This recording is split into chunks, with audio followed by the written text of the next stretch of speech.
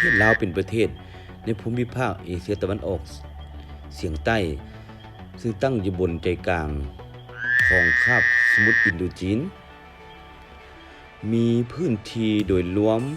236,800 ตารางกิโลเมตรทิศเหนือติดกับประเทศจีนทิศตะวันออกติดกับประเทศเวียดนามทิศใต้ติดกับประเทศไทยและกัมพูชาทิศตะวันตกติดกับประเทศไทยความยาวพื้นที่ของประเทศลาวแต่เหนือฮอดใต้มี 1,700 กว่ากิโลเมตรจุดพิเศษของภูมิฐานประเทศลาวแม่นมีแม่น้ำสายสำคัญอยู่หลายสายโดยแม่น้ำซึ่งเป็นสายหัวใจหลักของประเทศลาวก็คือแม่น้ำโขงซึ่งไหลผ่านประเทศลาวเป็นระยะ 1,835 กิโลเมตรแม่น้ำสายนี้เป็นแม่น้ำสำคัญทั้งในด้านการเกษตรการประมงการผลิตพลังงานไฟฟ้าการคมนาคมจากลาวเหนือหาลาวใต้การใช้พรมแดนโดยธรรมชาติระหว่างประเทศลาวกับประเทศเพื่อนบ้านเป็นใช้เป็นเหตุการณ์ค้าภูมิประเทศลาว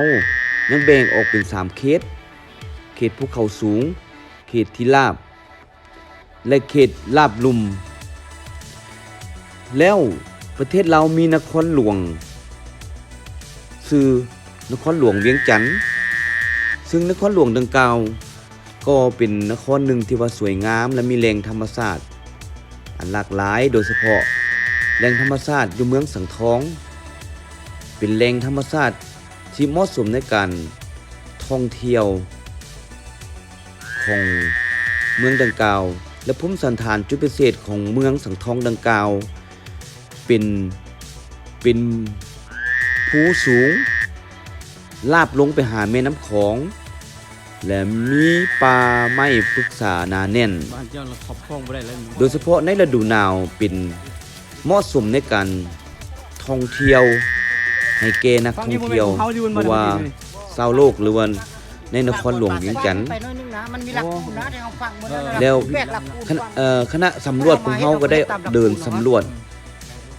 บึงในป่าดังกล่าวเพื่อจะได้ขึ้นโครงการในการเฮ็ดเป็นแหล่งท่องเที่ยวสร้างถนนเข้าไปหาแหล่งท่องเที่ยวให้นักท่องเที่ยวเข้าท่องเที่ยวได้สะดวกสบายคือดังพิธีกรเพิ่นได้เว้าและแนะนำไปในคลิปดังกล่าวมาวันนี้ข้าพเจ้าผู้ดำเนินรายการสารคดีในสุดนี้ขอลาไปก่อนโอกาสหน้าพบกันใหม่บ๊ายบาย